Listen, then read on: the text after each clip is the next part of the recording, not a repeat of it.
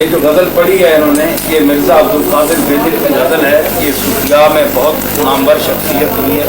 دلی میں دفن ہے، اورنگزیب عالمگیر کے معاصر ہیں، قادری سلسلے کے بزرگ حضرت پیران پیر کے سلسلے کے یہ ایک درویش سیرت تھے، 4 لاکھ شعروں کے خالق ہیں۔ یہ پہلوان بھی تھے، 8 سیر خوراک ایک ٹائم پہ کھاتے تھے، پہلوان بھی تھے۔ اور شاہ جہان نے ایک مرتبہ گھوڑے دوڑائے تو یہ تازی گھوڑوں سے آگے نکل گئے۔ شاہ عبدالرحیم محدث دہلوی جو ہیں، شاہ ولی اللہ کے والد جو مشہور محدث ہیں، یہ میں آپ کو اس لیے سنا رہا ہوں کہ یہ جن کا کلام آپ سن رہے ہیں آپ کو پتہ ہو یہ شخصیت کیا ہے۔ قوالیاں تو سنتے ہی رہتے ہیں لیکن یہ باتیں آپ نہیں سنتے۔ تو اورنگزیب نے بلایا شاہ عبدالرحیم دہلوی کو اپنے دربار میں۔ تو شاہ عبدالرحیم رحمۃ اللہ علیہ نے فرمایا کہ میرے سینے میں رسول اللہ کا دین ہے، شریعت ہے، تو میری توہین ہے کہ میں تمہارے دربار میں چل کر آؤں۔ شاہ صاحب نے انکار کر دیا۔ تو مرزا بیدل کی بارگاہ میں شاہ عبدالرحیم صاحب روزانہ حاضری دیتے تھے۔ یہ جن کی غزل انہوں نے سنائی ہے، ان کی چھوٹی سی ایک کٹیا سی تھی چونپڑی، یہ کوئی مکان شان نہیں تھا بڑا عالی شان، تو جھونپڑی میں رہتے تھے، تو سیاہی نہیں ہوتی تھی تو یہ کوئلے سے لکھتے تھے، غریبی کا یہ عالم تھا۔ اورنگزیب نے جب انہوں نے ایک شعر کہا کہ بتر سز آہ مظلومہ کہ ہنگامے دعا کردن اجابت از در حق بہر استقبال می آیت، بڑا مشہور شعر ہے۔ تو بادشاہ نے کہا کہ آپ آئیں، میں آپ کو جواہرات میں تولوں گا، سونے اور چاندی اور جواہرات میں تولوں گا۔ تو مرزا بیدل نے یہ شعر لکھ کر بھیجا کہ دنیا اگر دہند نہ جنبم زجائے پیش من بستہ ہم ہنائے قناعت بخائے پیش، کہ دنیا اگر مجھے دے تو میں اپنی جگہ سے نہیں ہلوں گا، اس لیے کہ میں نے قناعت کی مہندی اپنے پاؤں سے باندھی، مہندی لگی ہوئی تو انسان چل نہیں سکتا نا۔ انہوں نے کہا کہ میں نے قناعت کی مہندی لگائی ہوئی ہے، میں تمہارے پاس نہیں چل کر آ سکتا۔ تو یہ اتنا غیور انسان تھا، اتنا عظیم انسان تھا۔ تو یہ ان کی مشہور غزل ہے، میرے پاس کلیات ہے، تقریباً 1 لاکھ سے اوپر غزل ہیں، اس میں شعر ہے، 4-5 دیوان ان کے چھپ چکے ہیں۔ یہ بہار کے تھے، اڑیسہ ایک جگہ ہے وہاں، عظیم آباد پٹنہ جس کو آج کہتے ہیں، یہ وہاں دلی میں عظیم آباد میں بھی رہے، دلی میں فوت ہوئے، ان کی قبر پر ہم حاضر بھی ہوئے تھے۔ تو یہ جب صاحب کرامت بزرگ بھی تھے، اللہ کے مقبول تھے، صرف شاعر یا موسیقار بھی تھے، یہ بھی آپ کو بتاؤں، موسیقی بھی جانتے تھے، بڑے ماہر تھے، اور حکیم بھی تھے، حکیم صاحب یا طبیب تھے، بہت حاضر۔ تو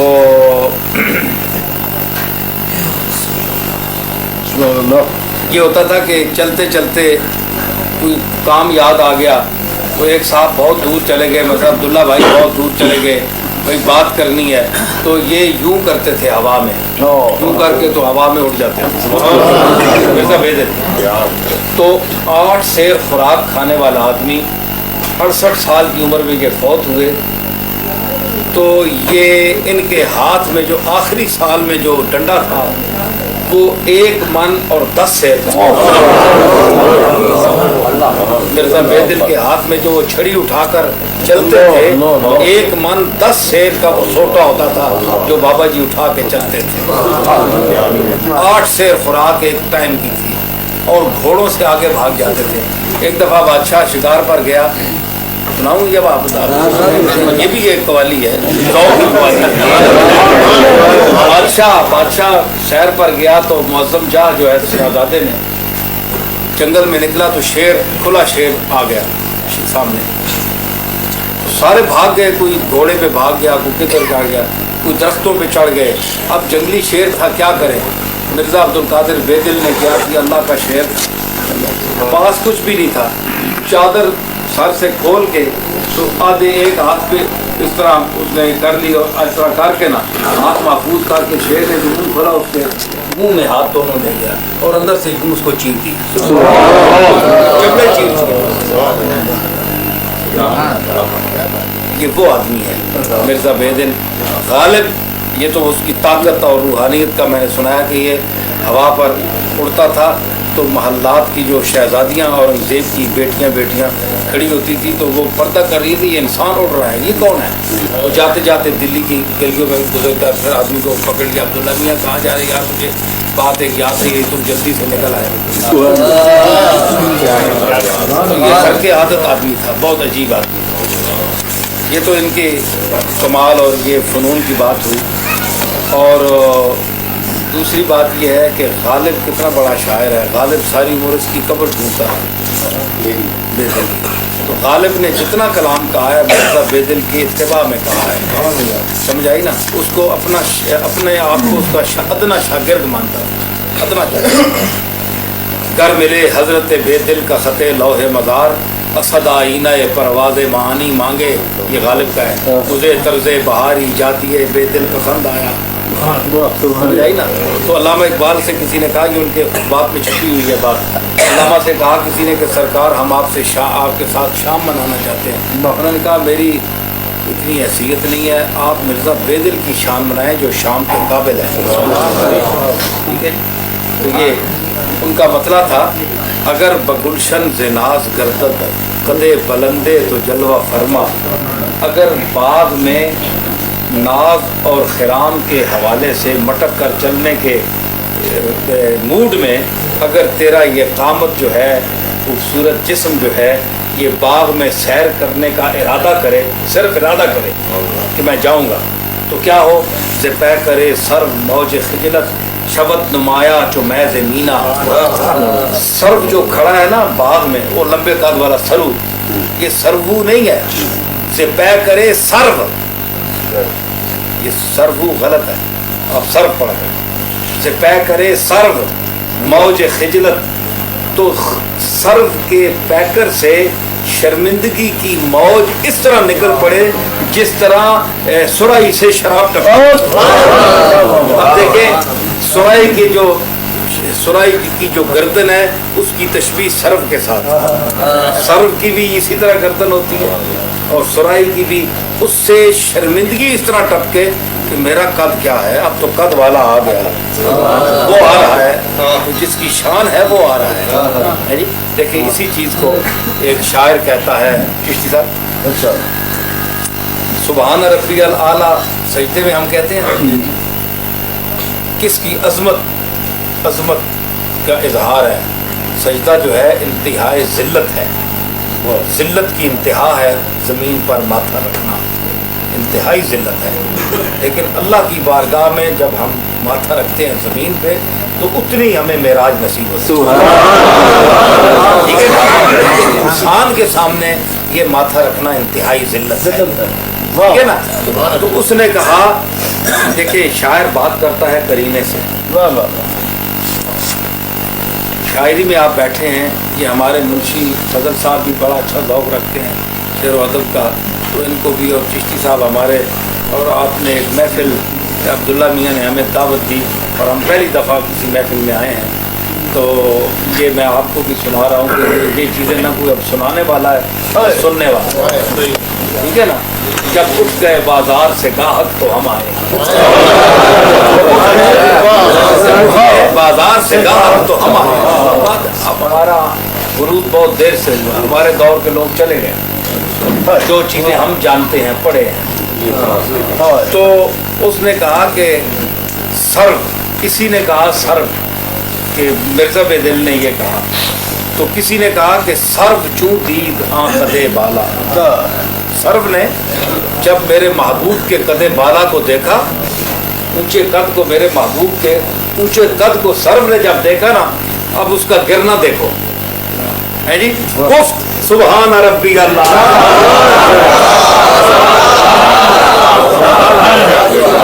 اس طرح گرا یعنی سجدے میں گر رہا ہے سبحان ربی الاعلیٰ انسان سجدے میں کہتا ہے نا تو مطلب سرو آ کے سبحان ربی الاعلیٰ کیا کٹا پٹ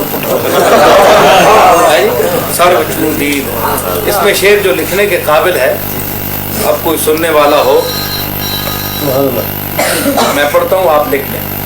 اس نے کہا جی کہ پہیج صورت سے دور گردوں اسی غزل کا ہے پہیج صورت سے دور گردوں نصیب ماں نے سر بلندی یہ مجھے دینا میں لکھوں آپ اپنی مرضی سے لکھیں گے میں جس طرح زبان کی مرضی ہے آپ تحریر فرمائیں گے تو ہمارے لیے یادگار ہوگی جی جی ہاں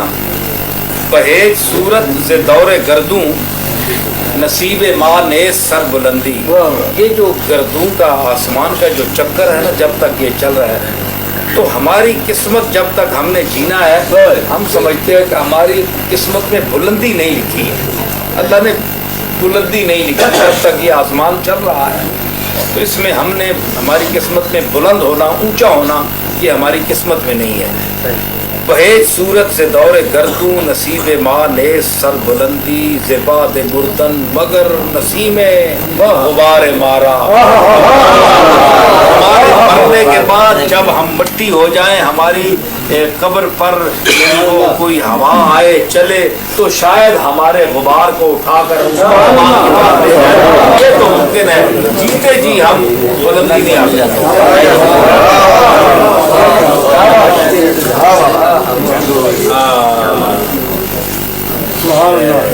نخاند یہ اور شعر بھی ہے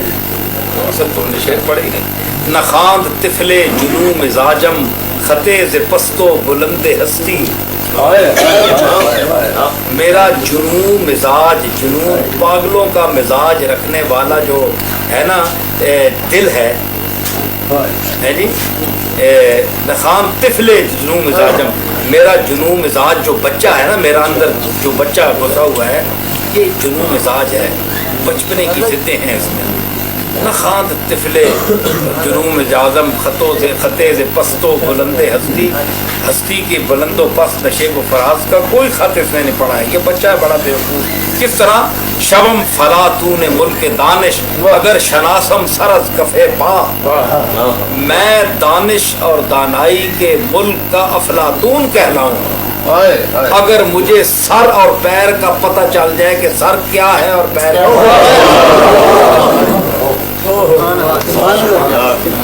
ہمیں سر کا مقام بھی نہیں پتا پیر کا مقام بھی نہیں پتا اور ہم دانا بنے ہوئے ہیں میں شبم فلاتون ملک دانش اگر شناسم سرز کفے پا